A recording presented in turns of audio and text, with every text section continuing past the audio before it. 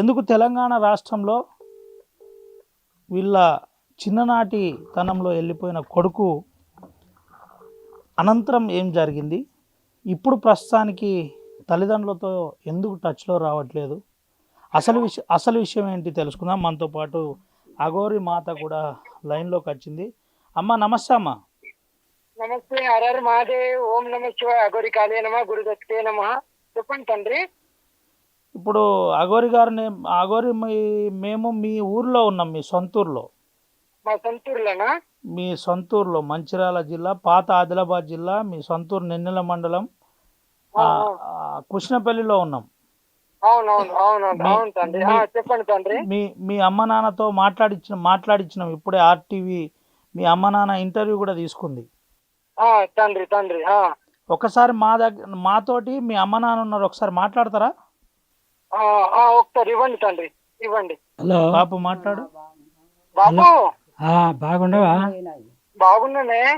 మీరు బాగున్నారా? బాగున్నామే. తిన్నారా? గోగిట్లా తిన్నారా? తిన్నాం. ఎట్లా ఆరోగ్యం ఎట్లుంది? మంచిగానే ఉన్నామే. పరమేశ్వరుని దేవాళ్ళు అందరూ బాగుండాలి.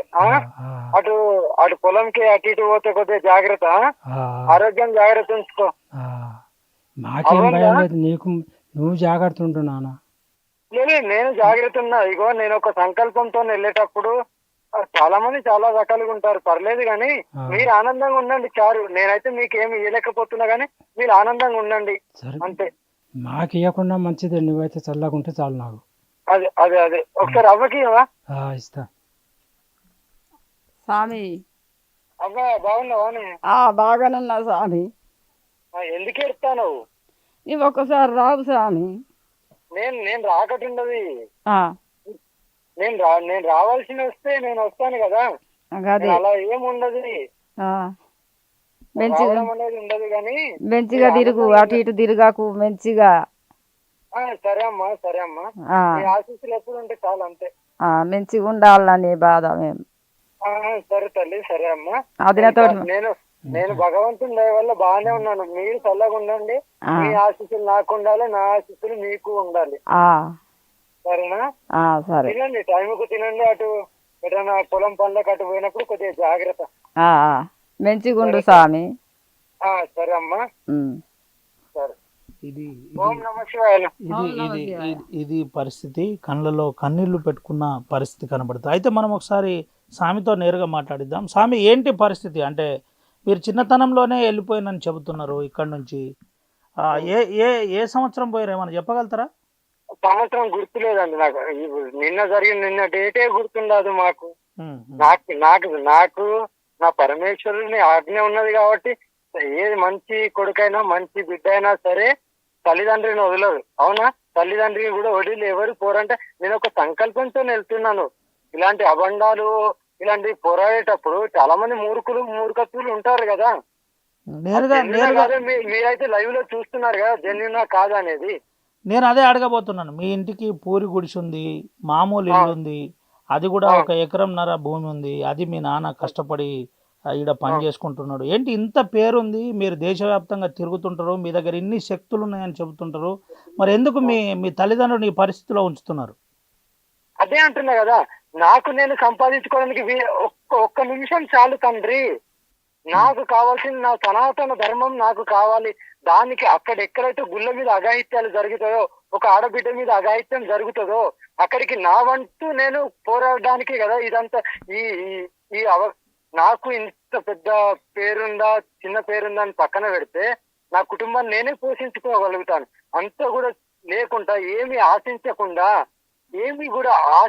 ఇంత సంకల్పంతో గుళ్ళ మీద దడులు తగిన కాడ అక్కడ నేను పోతున్నాను.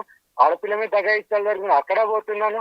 ఎక్కడైతే అఘాయిత్యం ఉంటుందో, ఎక్కడైతే నాకు నా సనాతన ధర్మాన్ని కించపరచాలో అక్కడక్కడ మాత్రమే నేను పోయి నా వంతు పోరాటం చేస్తున్నాను. ఆ పోరాటంలో నేను కూడా మరణించచ్చు కూడా, కంపల్సరీ మరణం కూడా నాకు ఉంటది. కానీ ఏ రూపంలో వస్తుంది అనేది కూడా నాకు అది కూడా తెలుసు, చూసుకున్నాను కూడా. త్వరలోనే రాబోతుంది. దాన్ని కూడా అడ్డుకొని కూడా నేను ఇంత పోరాటం చేస్తున్నాను. వేరే వాళ్ళు ఎంత విమర్శించినా, ఎవరు ఏమనుకున్నా సరే, ఎంత విమర్శలకు ఎంత ఒడిదుడుకులు తట్టుకోనైనా సరే నా పోరాటాన్ని నేను సాధించి కంపల్సరీ నేను ఈ పోరాటంలో నెగ్గుతానని నా సంకల్పంతో నేను నడుస్తున్నాను. అఘోరి గారు మరో విషయం చెప్పండి. మీరు చిన్నయ్యకు మూడో సంతానం అని చెప్తున్నారు. ఆ, శ్రీనివాసు అఘోరి మాతగా ఏర్పడడానికి ప్రధాన కారణం ఏంటో చెప్పగలుగుతారా? పరమేశ్వరుని సంకల్పం, పరమేశ్వరుని సంకల్పం. పరమేశ్వరుని సంకల్పంతో ఇట్లా అయిందంటారు. అంతే కదా. చివరిగా దైవ చివరిగా సంకల్పం ఏంది? ఇప్పుడు చివరిగా మీ నాకు- తల్లిదండ్రులకు ఏం చెప్పబోతున్నారు? మీరు ఆర్టీవీ ద్వారా ఏం చెప్పబోతున్నారు? నా తల్లిదండ్రిక ఉమ్, నేనైతే నా తల్లిదండ్రికి ఒకటే ఆనందం అనేది నేను ఎలా ఆ తల్లిదండ్రికి ఎప్పుడైనా బాధ ఉంటుంది. ఒక ఎక్కడ అదే మీరు మాట్లాడగానే మంచిగా ఉన్నదా లేదా, భావోద్వేగానికి తిన్నదా గురవుతున్నారు. తినలేదా, ఎలా ఉంది, ఒకసారి వస్తే బాగుండనే ఆ బాధ ఉంటది. కానీ నేను రాలేకపోతున్నాను తండ్రి ఇంటికి. ఎందుకంటే బంధుత్వాలు దూరం అవ్వాలి కాబట్టి, నా సంకల్పం ఉన్నది కాబట్టి నేను రాలేను కాబట్టి రాను. ఒకవేళ అలా రావాలి మీకు చూడాలి అనుకుంటే మీరు నేను ఎక్కడైతే గుళ్ళల్లో గానీ అక్కడ పూజలు చేసుకున్నప్పుడు వచ్చి చూడండి. కానీ నేను మాత్రం రావడం అనేది ఉండదు తల్లి తండ్రి అని నేను చెప్తున్నాను. ఇంకోటి ఏంటంటే నేను చిన్నప్పుడే వెళ్ళిపోయిందని మీరు అడిగారు కదా.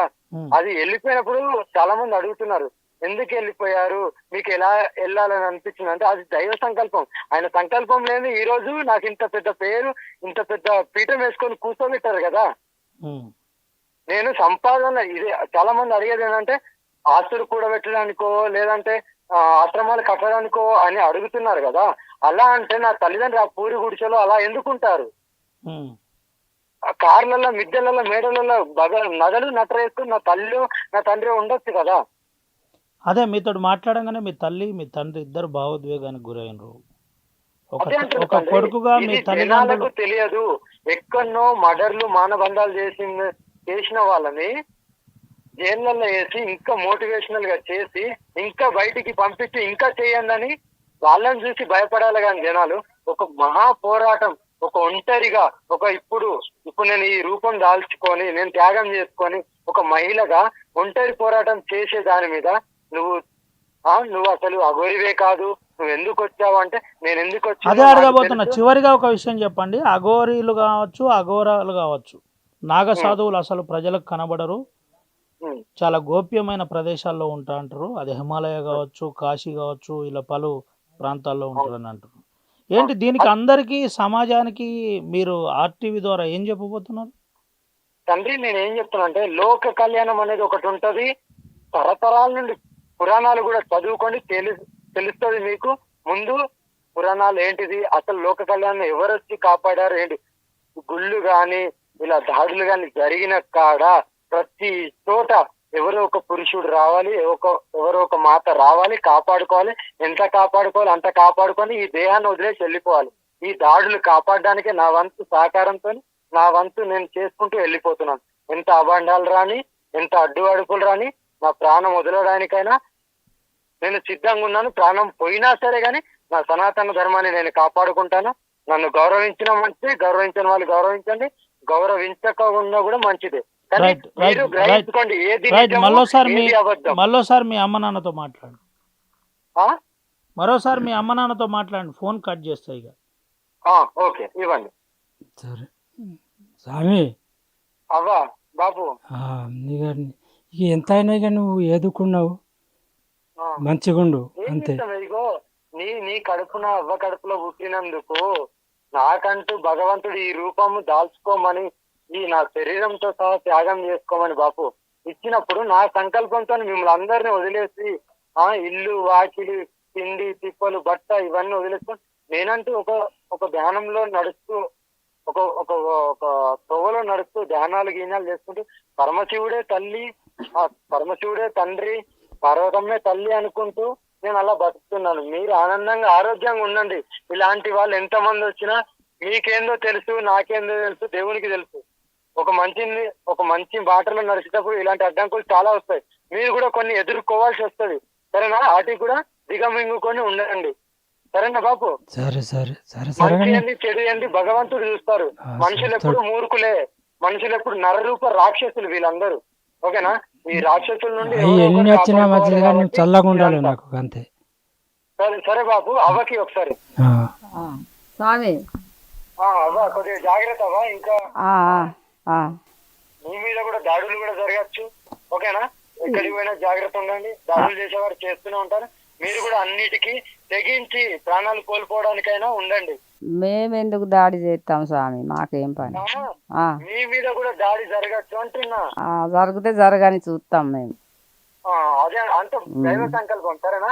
హర హర మహాదేవ్. ఓం నమ శివాయ. ఓం నమ బాబు, శివాయ. ఓం నమ శివాయ. ఆ. చల్లగుండండి, చల్లగుండండి. బాబు మీరు ఒకసారి ఓం నమ శివాయ చెప్పండి ఇద్దరు. ఓం నమో శివాయ. ఓం నమ శివాయ. హర హర మహాదేవ్. హర హర మహాదేవ్. ఓం నమ శివాయ. ఓం నమో శివాయ. రైట్, ఇది పరిస్థితి. హరహర మహాదేవ ఓం నమ శివాయ అంటూ తల్లిదండ్రులకు చెప్పిన పరిస్థితి. మీపై కూడా దాడులు జరగచ్చు అని చెబుతున్న పరిస్థితి. మరోపక్క ఆర్టీవీ ఒక ప్రయత్నం చేసింది, తల్లిదండ్రులతో కూడా మాట్లాడించే ప్రయత్నం చేసింది. మాట్లాడించిన తర్వాత క్లియర్గా ఒక విషయం చెప్పే ప్రయత్నం చేశాడు. నేను ఇంటికి ఎటువంటి డబ్బులు పంపలేను, నేను ఏ సహాయం చేయలేను, నేను ఇటు అంకితం, భగవంతునికి అంకితమై ఉన్నాను, నాకు ఎవరు లేరు, బంధువులు లేరు, బంధుత్వం లేదు అని చెబుతున్న పరిస్థితి. రైట్, ఇది పరిస్థితి. తను దేవునికి అంకితమై ఉన్నాడు. తప్పుడు ప్రచారాలు నమ్మద్దు. ముఖ్యంగా వాళ్ళ బ్రదర్ ఇల్లు చూసినట్టు కనుక అయితే పూరి గుడిస, 2 రేకులతో కూడిన, ఇటు 2 గదులు ఉన్నాయి. ప్రధానంగా అటు అప్పుడప్పుడు మీ చిన్నాన్న అని మా పిల్లలకు ఫోటోలు చూపెట్టి వీడియోలతో చూపెట్టే ప్రయత్నం చేస్తామని అటు వాళ్ళ వదిన కూడా చెబుతున్న పరిస్థితి. ఏది ఏమైనప్పటికీ తెలంగాణ రాష్ట్రంలో సంచలనం రేపుతున్న అఘోరి